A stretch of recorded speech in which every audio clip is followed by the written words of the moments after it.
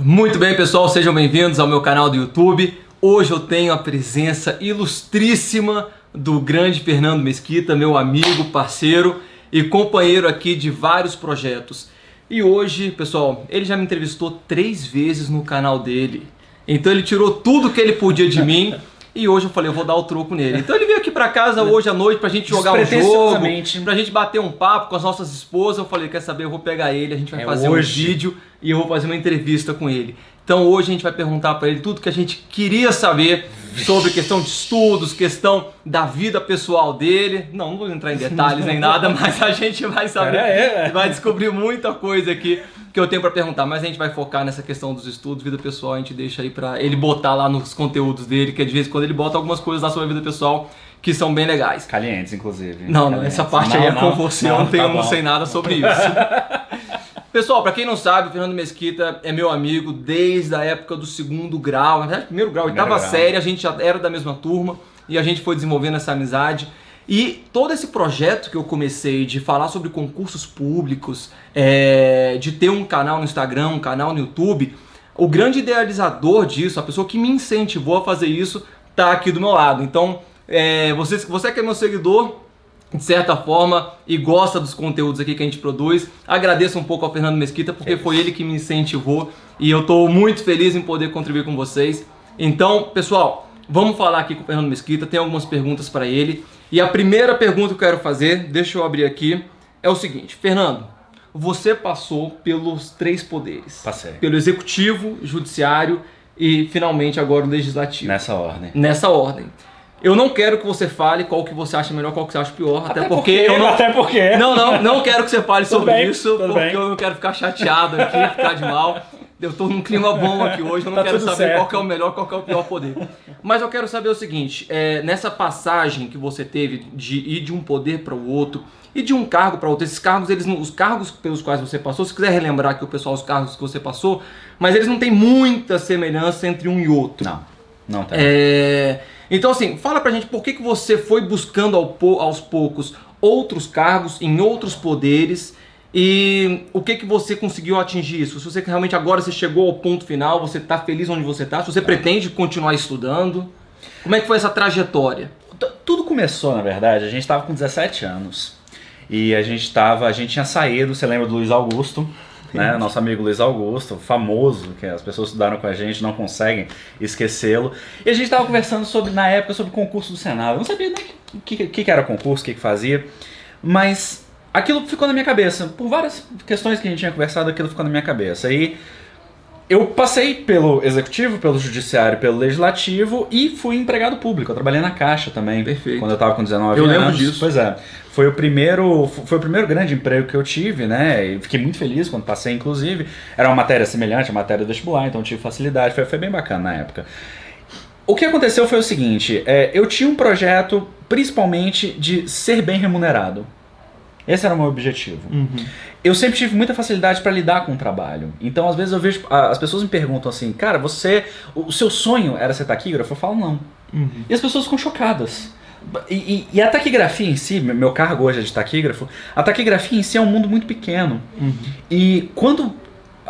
Eu sei que algumas pessoas, quando eu digo que não é o meu sonho, as pessoas ficam chateadas comigo. Porque tem pessoas que vivem para isso, tem pessoas cujas famílias vivem para isso. E o meu objetivo não era esse. Meu objetivo sempre foi chegar estrategicamente a um local que me pagasse bem, que tivesse boas condições. E vendo os poderes, vendo os órgãos ao longo do tempo, uma das coisas que eu procurei foi muito respeito ao servidor. E do executivo para o legislativo existe uma grande distância na forma como os órgãos, como os poderes tratam esses servidores, e isso para mim foi muito importante.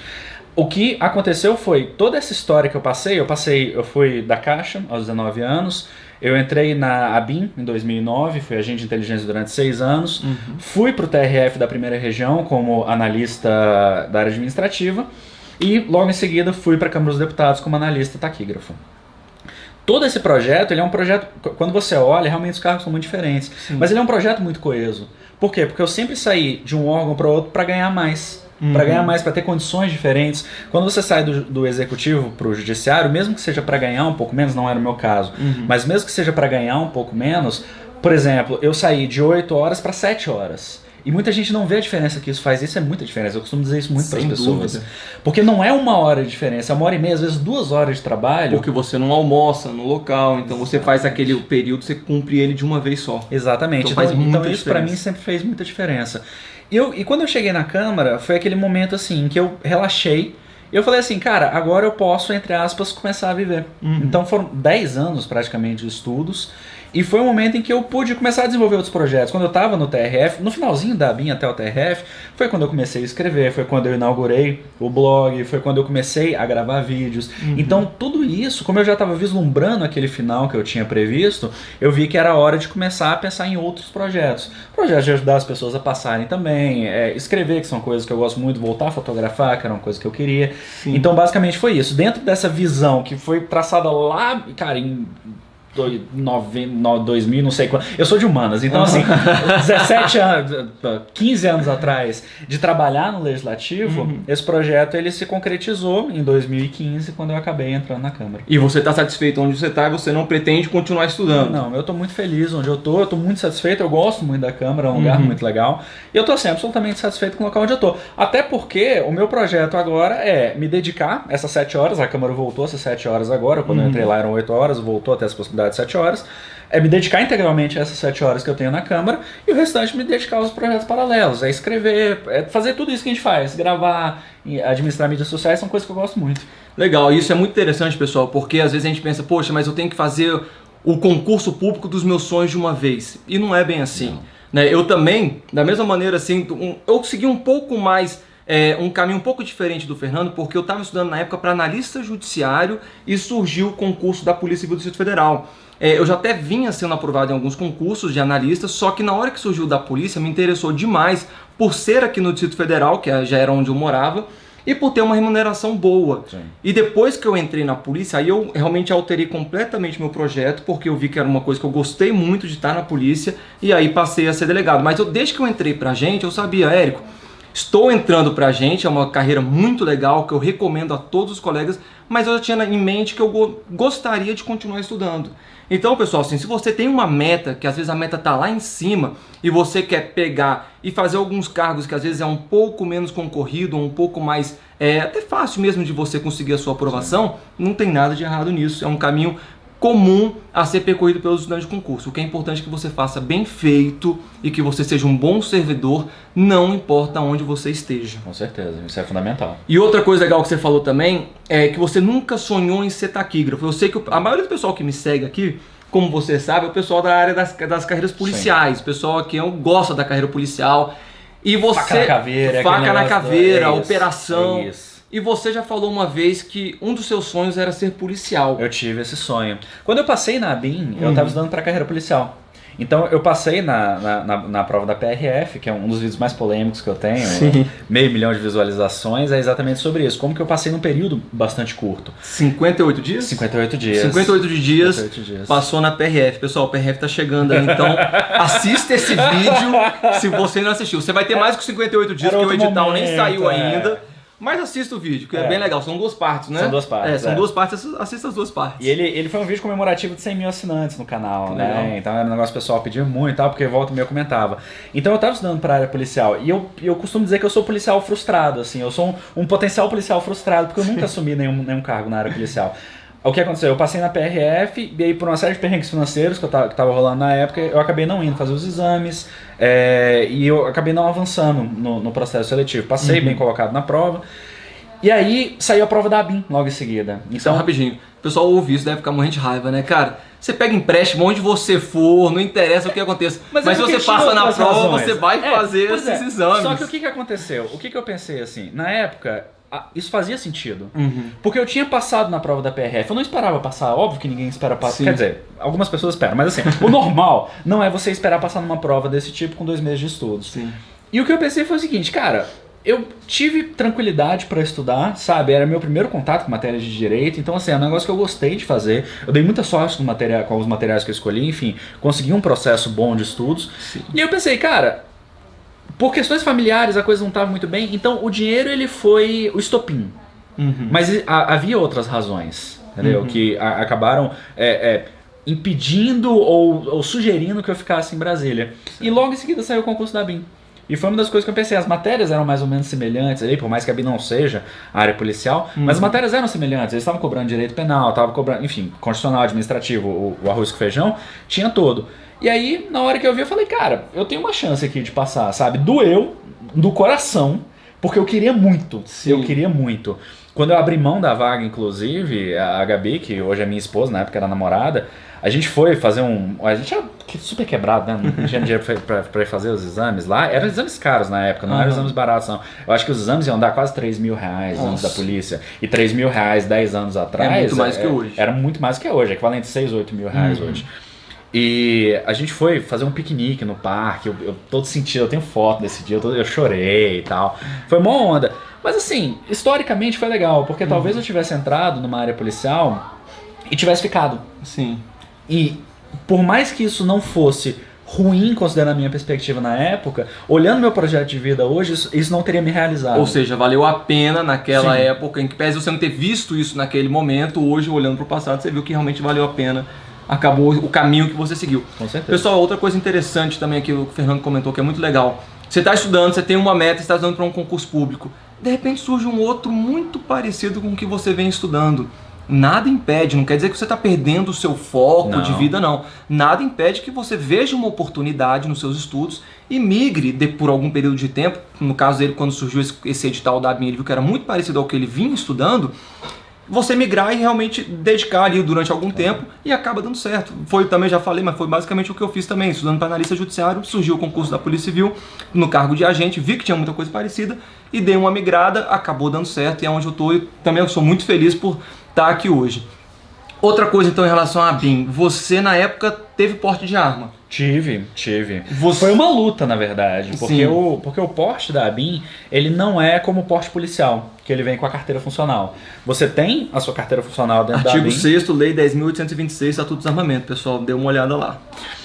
Na ABIN, fala especificamente dos servidores da ABIN lá no artigo 6º. Exatamente. E o processo lá dentro, ele é muito complicado, porque a própria área de psicologia... Entrou um grupo muito jovem de agentes. E uma das coisas que eu queria ser policial. Então o que policial tem? Arma.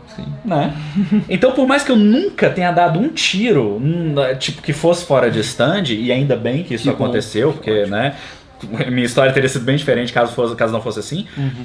Foi um processo muito doloroso pra gente conseguir isso. Porque a área de psicologia dizia, mas a arma não é ferramenta de trabalho. Tudo bem, eu concordo, mas existe previsão constitucional para que os agentes da ABIN tenham arma. Então alguma explicação existe. Então foi um certo embate para que isso acontecesse e hoje eu entendo o posicionamento deles. Porque você dá uma arma na mão de uma pessoa é um ato de responsabilidade muito grande. Ainda mais você não sendo obrigado a fazer isso. Porque pro policial é uma ferramenta. Pro profissional de inteligência não é. Perfeito. Entendeu? E aí você andou muito tempo armado. Eu andei muito tempo armado. Você andava armado. Andei muito tempo armado. Agora eu quero saber o seguinte, como é que foi, porque eu conheci essa parte de não andar armado e passar a andar armado. No início eu achei um pouco... A gente até pode fazer um outro vídeo depois sobre isso, mas no início eu tive um pouco de dificuldade em adaptar, ficava extremamente preocupado. De fato, você tem que ficar preocupado, você tem que ficar muito atento quando você está portando arma. Mas eu quero saber o seguinte, como é que foi esse efeito inverso? Esse desmame, né? De você não poder mais andar armado, porque hoje eu não me imagino mais não tendo porte de arma. Foi um processo bastante frustrante, foi um processo bastante doloroso. Porque quando eu andava armado eu não me sentia mais seguro.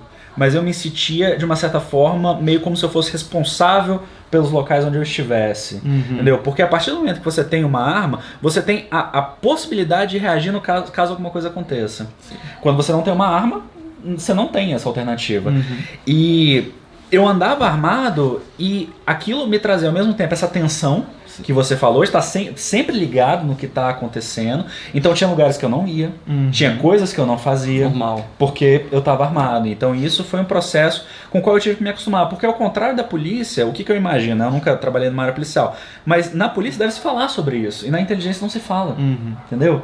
Então, você tem que meio que aprender as coisas sozinhos. Quando eu fui pegar meu porte, eu comecei a pesquisar, eu estudava noite e dia. O que fazer, quando reagir, quando não reagir, como portar, que tipo de coisa. Eu comprei 8 colders diferentes para ver o que funcionava para mim. Então esse foi um processo de educação que eu tive que passar e que foi um processo muito intenso. E na hora que eu tive que deixar de andar armado, a primeira coisa que eu senti foi... Caraca, como o mundo é perigoso, né? Porque agora eu não tenho mais nada. Então... Foi muito intenso na hora que eu parei, porque eu comecei a ver como que a gente é frágil, né, de uma certa forma, e como que você tá à mercê do seu ambiente.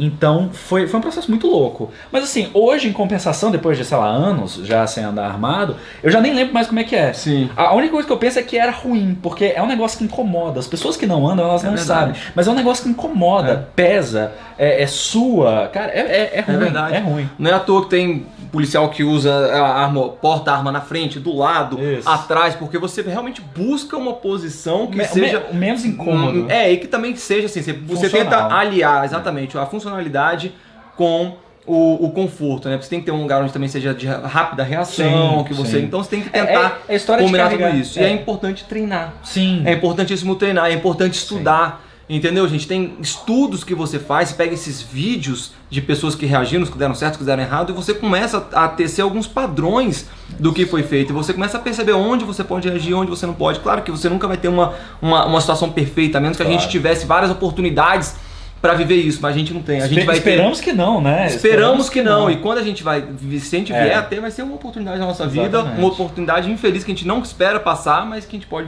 vir a passar. Com certeza.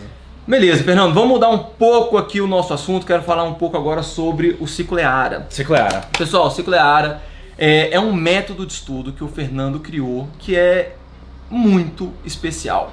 Tá? Eu acredito que a maioria de vocês já ouviu falar, alguns de vocês já devem ter o livro. O livro é um best-seller nessa área de concurso, é um best-seller em todas as áreas. É um best-seller geral. Geral. Então, vocês com certeza já ouviram falar do Ciclo EARA e desse livro que o Fernando desenvolveu sobre o Ciclo EARA. O Ciclo EARA, se você pegar estudo, aplicação, que são a resolução de exercícios, revisão e adaptação.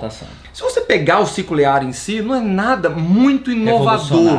Não é nada revolucionário, porque realmente assim, eu na época que estudava para concurso, comecei a estudar e ainda não conhecia muito bem o Ciclo EARA, eu acabava desenvolvendo algo parecido com o Ciclo EARA, mesmo sem saber que eu estava colocando em prática o Ciclo EARA. Só que eu acho que você teve algumas ideias inovadoras, e uma delas que eu percebi que é muito inovador. Primeiro, obviamente, você trazer uma coisa tão simples dentro de um conceito, né, e passar isso acaba sendo inovador. E o fato de você dizer que a gente tem que aplicar essas 4 ferramentas na mesma sessão de estudos. Muita gente fala que você tem que estudar hoje, amanhã você faz exercício, daqui a uma semana você revisa. E o Fernando diz o seguinte, não, você tem que aplicar essas 4 ferramentas dentro de uma única sessão de estudos. Sim. Então, como que você chegou nessa conclusão, nessa importância de que você tem que aplicar o Ciclo EARA dentro de uma sessão só? Ou seja, foi no momento que você era estudante de concurso público ou quando você já estava estudando a melhor... Estudando o estudo. Estudando o estudo, a melhor maneira de desenvolver os seus estudos de concurso público? Aconteceu meio que simultaneamente, porque o que acontece? O que eu percebi olhando para trás, existe um filósofo nórdico, eu não sei de onde que ele é, mas que ele falou isso, uma frase que inclusive o Steve Jobs falou depois, que é que você só consegue viver olhando para frente, mas você só consegue entender a sua vida olhando para trás. E quando eu já tinha passado em 8, 9 concursos, e eu comecei a tentar entender por que isso tinha acontecido, porque quando eu passei em 1, tudo bem. Quando eu passei em 2, beleza. Quando eu passei em 5, eu comecei a achar que tinha alguma coisa. Eu comecei a achar que tinha uma coisa interessante acontecendo. Porque alguma coisa estava fazendo. Alguma coisa estava rolando. Estava dando certo, isso. Não era sorte. Não era sorte. Não foi uma prova que foi a sua prova. Porque isso acontece muito. Hoje, nesse mundo de concurso, o que acontece? E eu acabo criticando isso, eu tô querendo criticar cada vez menos, as pessoas dizem que eu sou muito crítico, mas eu tô tentando me controlar. Mas o que acontece hoje? A pessoa passa em um concurso e aí ela vira especialista. E ela quer ensinar outras pessoas a passar. E eu acho que isso é muito complicado. Sim. Por quê? Porque você pode ter passado uma vez por sorte. O processo que você aplicou uma vez, ele pode não ser replicável. E quando eu passei 5, 6, 7 vezes, eu comecei a entender, existe alguma coisa aqui que está funcionando. E eu comecei a pesquisar outras pessoas que tinham passado. E eu vi que, de uma certa forma, as pessoas pegavam essas atividades que eram comuns nos estudos, mas que algumas pessoas aplicavam esporadicamente. Foi isso que você falou. A pessoa estudava hoje. Aí ela resolvia exercício amanhã, ela ia revisar daqui 7 dias. E eu comecei a ver, existe alguma coisa que as pessoas fazem que está gerando um resultado diferente. E eu comecei a entender que era um processo de estudo e feedback. Por quê? Quanto mais rápido é o feedback, e isso acontece de uma forma geral, se a gente for na informática, se a gente for nos esportes, se a gente for nos estudos, quanto mais rápido é o feedback, mais você aprende. Por que você precisa resolver questões logo depois que você estuda? Porque você sabe exatamente como é que foi a qualidade dos seus estudos. Por que você precisa revisar? Porque você pode saber, de acordo com a sua resolução de questões, como é que foi a qualidade dos seus estudos e como é que está o seu conhecimento. Então, quando eu aprofundo no livro a forma como a gente lida com os estudos, eu explico exatamente por que esse processo é assim. Recentemente eu publiquei a 2ª edição e eu tive a oportunidade de reler o livro. Eu publico muito conteúdo. Sim. Então às vezes as pessoas falam assim, isso estava escrito no seu livro. Eu falo, tava? Porque eu escrevo tanta coisa que eu não sei mais o que eu escrevi onde. E eu lendo o livro, eu lembro de ficar animado com o que eu tava lendo, de falar assim, cara, isso faz muito sentido, cara. E é muito legal assim você ver as coisas acontecendo, porque qual que era a ideia? Eu queria uma forma de as pessoas poderem replicar sucesso. Sim. A maioria das pessoas que está estudando para concurso hoje está tirando no escuro. As pessoas não sabem o que elas estão fazendo. Eu respondo mensagens hoje de pessoas falando assim, Fernando, eu preciso resolver questões ou eu posso resolver questões daqui a 1 ano? Não, você precisa resolver questões desde o primeiro dia. Que são coisas que eu falo no livro, você precisa resolver questões desde o primeiro dia. Você precisa construir o seu material de revisão desde o primeiro dia. O livro que você tem, ele precisa ser usado só uma vez. Porque quando você constrói material de revisão, o livro se torna obsoleto. E você economiza muito tempo. E você economiza muito tempo. A minha especialidade hoje é a aprendizagem acelerada. E o que eu acho que me diferencia do restante das pessoas que falam sobre concurso é que a minha abordagem, ela é extremamente científica. A quantidade de artigos, a quantidade de livros que eu li sobre aprendizado, sobre cognição, sobre como o cérebro funciona, não é brincadeira. Por quê? Porque eu queria entender o que eu tinha feito. Sim. Eu queria saber por que aquele processo que eu fiz tinha acontecido. E eu acabei me deparando com 1 bilhão de informações que confirmavam aquilo que eu tinha falado e algumas informações que falavam, não, mas isso aqui você está equivocado. E isso eu fui adaptando, isso eu fui trocando. Talvez eu pudesse ter passado mais rápido, talvez eu pudesse ter evoluído mais rápido se eu tivesse chegado a essas informações antes. Sim. E o que eu quero fazer com as pessoas é exatamente isso. Por mais que seja difícil acreditar nisso, mas sim. Pois é.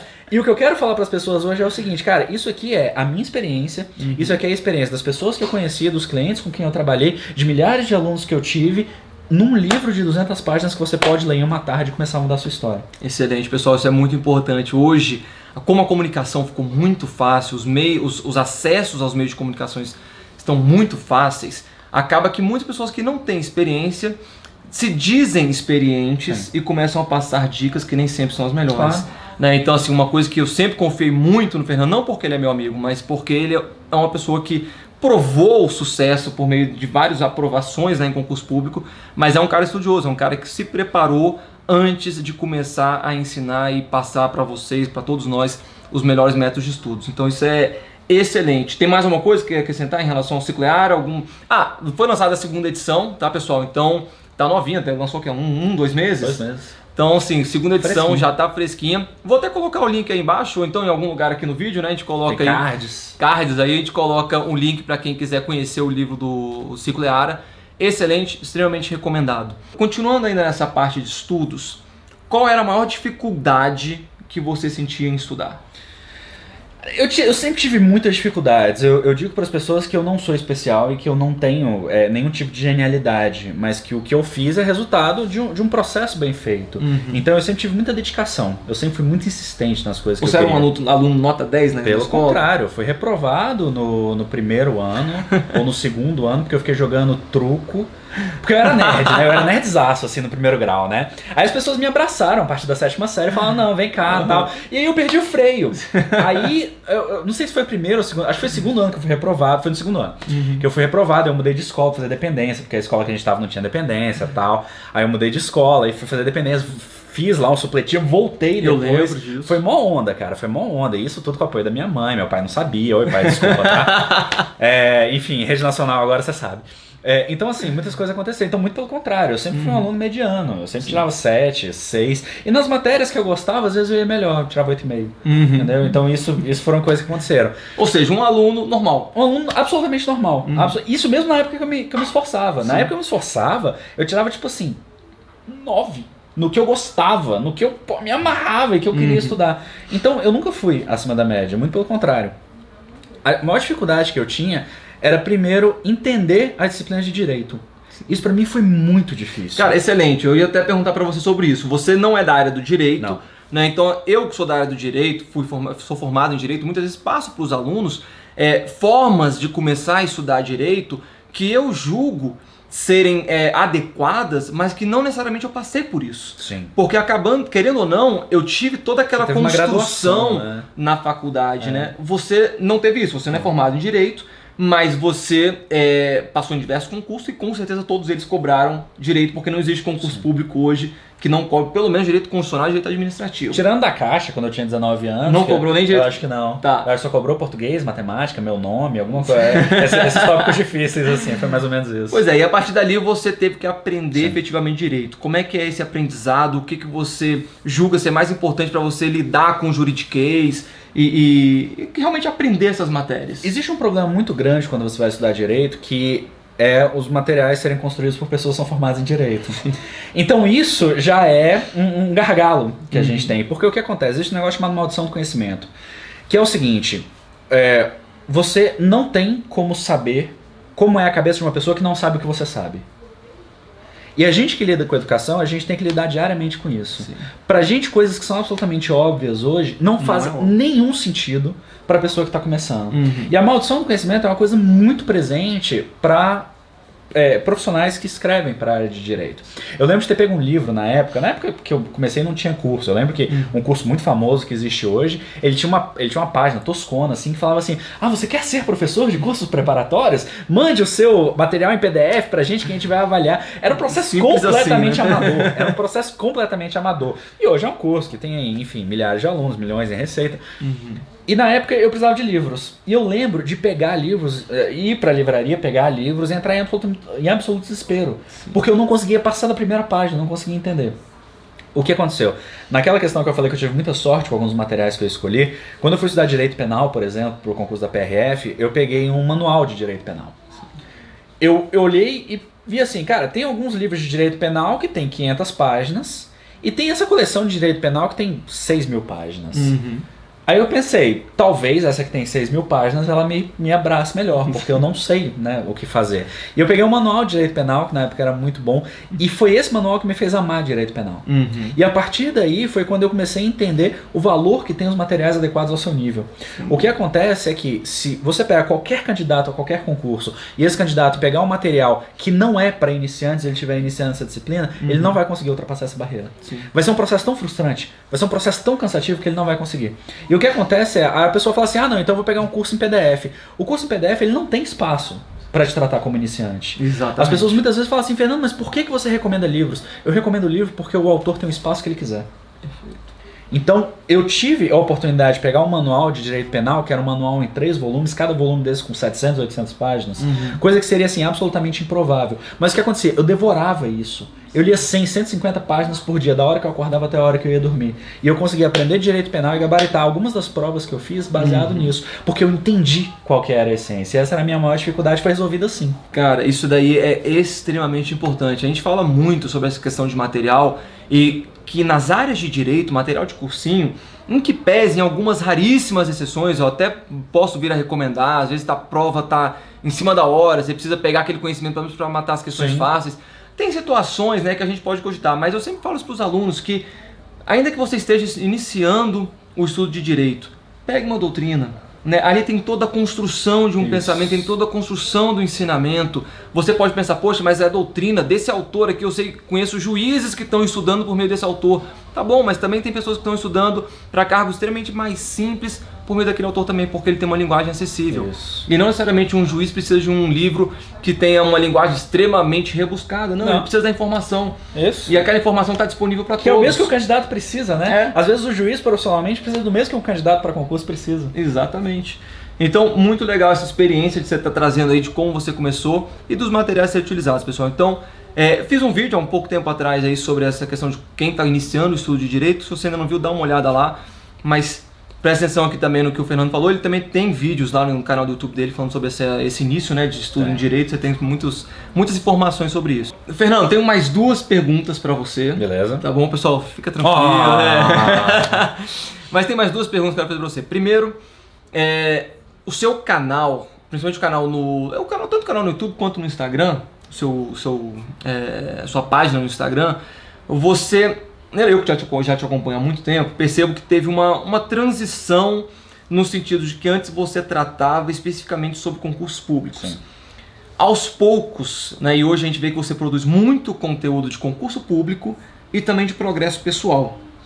Como é que essas coisas estão interrelacionadas e como que você teve essa ideia? Foi uma coisa que surgiu aos poucos? Como é que você sentiu a necessidade de passar para as pessoas também, não só aquelas coisas assim, de dica de concurso público, mas de dicas para as vidas de cada uma delas? Cara, essa pergunta é muito boa. E é uma pergunta que eu gostaria que as pessoas fizessem mais, porque ela tem muito a ver com a experiência que a gente tem nos concursos. Para você passar bem no concurso, você precisa estar bem. Você precisa estar bem com você precisa estar bem com a sua família, com as coisas que você vive no seu cotidiano. E o que eu percebi era exatamente esse processo que você falou. O pessoal que falava sobre concurso, só falava concurso, é assim que você faz? E eu comecei a dar um passo para trás e eu vi assim, muitos dos problemas que as pessoas passam, eles estão relacionados à forma como, por exemplo, a pessoa coordena o dia dela. Então eu falo muito sobre produtividade, eu falo sobre produtividade por causa disso. Eu falo sobre a hora de acordar, eu falo sobre a hora de dormir, eu falo sobre formas de você manter melhor o seu dia. Por quê? Porque se você tiver isso, fica mais fácil você estudar. Sim. O desenvolvimento pessoal, ele acaba sendo a base sobre a qual se assentam os estudos. Se você tem bons relacionamentos, se você tem boa saúde, se você tem uma boa vida, é muito mais fácil você estudar. Eu vi muita gente, e isso me incomodava muito, eu sou muito sensível aos problemas que as pessoas enfrentam, e eu via muitas pessoas que estavam exatamente nessa situação, de ter, em tese, condições de passar, mas terem aqueles bloqueios. Isso parece papo de coach, e eu não sou coach, né? Mas a gente precisa conseguir diferenciar isso. O coaching ele tem um papel importante para algumas pessoas, mas não é disso que eu tô falando aqui. Eu tô falando de vida, de coisas absolutamente cotidianas pra gente. E essa transição, essa ampliação de escopo para tratar de desenvolvimento pessoal também, ela veio disso. Eu percebi que a gente não poderia ter uma preparação plena se a gente só falasse de concurso. Perfeito. Porque o problema nem sempre é só a dica. A dica muitas vezes a pessoa tem. E eu recebi muitas mensagens desse tipo. Tá, Fernando, eu sei o que fazer, mas por que eu não faço? E aí você começa a falar sobre outras coisas. Sobre as pessoas que realizam, sobre aquelas pessoas que vão passar, que não vão passar, sobre motivação, sobre outros assuntos que não estão diretamente relacionados a faça assim, assim, assim. Muito legal, meu. O Fernando fala de meditação, fala até de assim, importância da sua família, de viagem, né? Tudo isso daí eu acho que forma, querendo ou não, o caráter da pessoa. Sim. E quando você tem um suporte, não só nos seus livros, mas você tem um suporte familiar, um suporte dos seus amigos, você é uma pessoa bem resolvida, você consegue também ser mais bem resolvido botando isso em prática na hora de estudar. Sem dúvida. Legal. Pessoal, tenho mais uma pergunta pro Fernando, e essa daqui é aquela pergunta de vida ou morte. Eu vou até me preparar aqui, hein? Fernando, e é de vida ou morte mesmo, literal. Olha só o que eu vou perguntar pra ele. Fernando, você tá aqui em casa, daqui a pouco, vamos supor que você saia, bata o carro e nunca mais pode dar nenhuma dica pra nenhum concurseiro, nenhuma dica pra ninguém. Tá bom? Eu não quero que você dê um testamento aqui da sua vida, não. Mas você vai falar simplesmente qual a dica que você daria pra quem tá te assistindo aqui agora, caso você fosse a sua última oportunidade de dar uma dica pra alguém em relação a concursos públicos. Em relação a concurso público? Eu não tenho... Eu entendi, mas eu não posso dar uma dica em relação ao concurso público. Porque o que acontece? Concurso público é carreira. Sim. E a gente tem... E a carreira é uma das coisas mais importantes que é... Deixa eu justificar a minha resposta, tudo bem, tá? tudo eu bem. já sei qual que é. E a carreira é uma das coisas mais importantes que a gente tem. A gente muitas vezes passa mais tempo no trabalho do que em casa. O que eu diria para as pessoas, isso é muito importante, é o seguinte... Eu tento fugir de clichês o dia todo.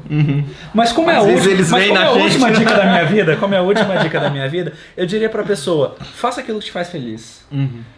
Tem muita gente miserável no mundo. E não miserável de dinheiro, mas miserável da pessoa que leva uma vida que ela não quer levar. Eu passei 10 anos estudando. E a maioria das pessoas que começam hoje fala assim, se eu não passar em 6 meses a minha vida acabou. Eu passei 10 anos estudando. Do dia que eu passei na Caixa Econômica até quando eu estava com 29, 30 anos, que eu entrei na Câmara dos Deputados, foram 10 anos. E se alguém tivesse me falado aos 19 anos, vai ter que estudar 10 anos para passar, eu não teria continuado. Mas em nenhum momento eu fui infeliz, eu fui ansioso. Eu quis que as coisas acontecessem logo. Eu chorei quando as coisas estavam muito difíceis e quando eu achei que eu não ia conseguir progredir na vida. Porque eram coisas que eu queria. Só que ao mesmo tempo, e olhando para trás novamente, o que eu percebi? Quando você tem um projeto, quando você se foca nesse projeto, e quando esse projeto faz parte da construção da sua vida, você passa a não achar aquilo ruim. Porque aquilo é o caminho que vai te levar ao fim que você quer. Hoje, eu publiquei um vídeo recentemente, quando eu falei dos meus 33 anos. Eu falei, hoje eu sou uma pessoa extremamente realizada. Hoje eu sou um homem realizado. Não significa que eu esteja satisfeito. Sim. Significa que eu sou realizado. Significa que as coisas que eu quis eu consegui. E significa que as coisas que eu não consegui ainda, eu sei que eu vou conseguir. Porque é uma questão de tempo. Mas eu só consegui fazer isso porque em todos os momentos eu estava destinado, era claro na minha vida que eu queria ser feliz. E para as pessoas que ficam sofrendo e achando que vão... Porque concurso tem muito disso. A pessoa torna aquilo um fardo. E esse fardo consome a sua vida. Esse fardo come a sua vida. Então, minha última dica. Faça aquilo que te faz feliz. E isso não significa procurar as coisas que te fazem feliz. Significa também ser feliz com aquilo que você precisa fazer. Perfeito, perfeito. Pessoal, não é à toa que ele é quem é, Fernando Mesquita, um guru dos concursos, um cara aí, um mito dos concursos. E realmente, assim, o que ele falou aqui é emotivo e é extremamente verdadeiro. Você precisa viver o hoje, você não pode se preocupar em ser feliz somente quando você passar no concurso público. A sua vida não começa lá. Eu lembro aqui de momentos extremamente difíceis que eu tive com a minha esposa, não no nosso relacionamento, porque o nosso relacionamento sempre foi muito bom, mas simplesmente de você não poder fazer as coisas que você gostaria, você não ter o dinheiro que você gostaria, a condição financeira que você gostaria. E eu me lembro claramente, sempre que eu fazia uma prova de concurso público, antes mesmo de eu ser agente de polícia, que realmente estava quebrado, quando eu terminava um concurso público, uma prova, saía de uma prova, eu já tinha uma viagem marcada na segunda-feira para ir com a minha esposa. Não era uma viagem chique nem nada não, era a gente acampar em Pirinópolis, que é aqui perto de Brasília, a gente ir para Chapada dos Veadeiros, fazer algum passeio. Por quê? Porque eu sabia que eu tinha que viver o agora. Você não pode achar que somente quando você passar no concurso público você vai ser feliz. Claro. Seja feliz agora, seja bem resolvido agora, viva o momento. Tem um filme, que é até um filme bobinho assim, mas traz uma mensagem muito legal, que é aquele filme Clique. Sim. Aquele filme do Adam Sandler, exatamente. A mensagem que ele traz é muito legal, porque o cara ele acaba adiantando a vida dele para chegar em momentos, em eventos da vida que ele tinha uma expectativa muito grande. E quando ele vê, a vida inteira dele passou porque ele somente esperava aqueles momentos acontecerem. Você tem que viver o agora, você tem que viver o momento, você tem que ser feliz agora. Então, pessoal, com essa mensagem emotiva e com esse conhecimento que o Fernando trouxe pra gente, a gente encerra a nossa entrevista. Quero agradecer imensamente a sua participação. Obrigado pelo convite, cara. Sempre um prazer. Beleza. E pessoal, estamos aqui à sua disposição. Vocês sabem, quem não segue, eu acho que todo mundo segue, né? O Fernando Mesquita. Quem não segue, lá no Instagram, canal no YouTube também. Siga aí, vai ter aí os canais. E seja sempre bem-vindo aqui no meu canal. E quem não me segue ainda lá no Instagram, siga também sempre com as melhores dicas. Pessoal, um grande abraço e até o próximo vídeo. Até mais.